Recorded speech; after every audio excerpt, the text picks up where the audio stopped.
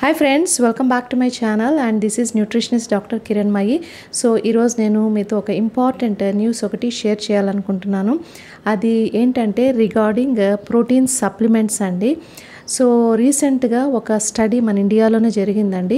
వాళ్ళు ఏం చేశారంటే 36 బ్రాండెడ్ ప్రోటీన్ సప్లిమెంట్స్ని టెస్ట్ చేశారనమాట.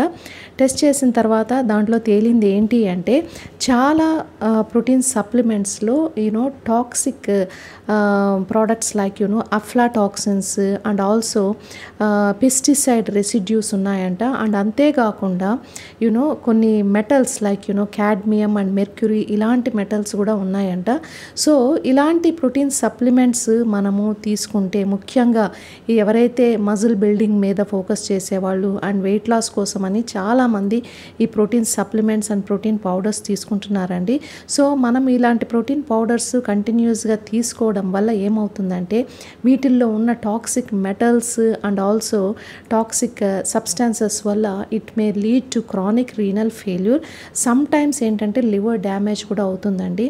అండ్ ఆల్సో మన గట్ హెల్త్ కూడా పాడైపోతుంది. ముఖ్యంగా బ్యాడ్ బ్యాక్టీరియా అనేది మన గట్లో ఇంక్రీజ్ అయిపోతుంది అనమాట. ముఖ్యంగా ఏంటంటే small intestinal bacterial over growth అనేది అవుతుంది. And this will lead to other diseases like diabetes and cardiovascular disease అండి. అండ్ అంతేకాకుండా ఈ ప్రోటీన్ సప్లిమెంట్స్లో మనకు బ్రాంచ్డ్ చైన్ అమినో యాసిడ్స్ ఎక్కువగా ఉంటాయి అన్నమాట. దీనివల్ల కూడా మనకు ఈ హార్ట్కి సంబంధించిన ప్రాబ్లమ్స్ అండ్ ఆల్సో డయాబెటీస్ ఇలాంటివి వచ్చే అవకాశాలు అయితే ఎక్కువగా ఉన్నాయి. అండ్ ఆల్సో ఈ ప్రోటీన్ సప్లిమెంట్స్లో ఏంటంటే ఆర్టిఫిషియల్ స్వీట్నర్స్ ఎక్కువగా యాడ్ చేస్తారండి. దీనివల్ల మనకేంటంటే it might lead to cancers in future అనమాట. So beware of these protein supplements అండి.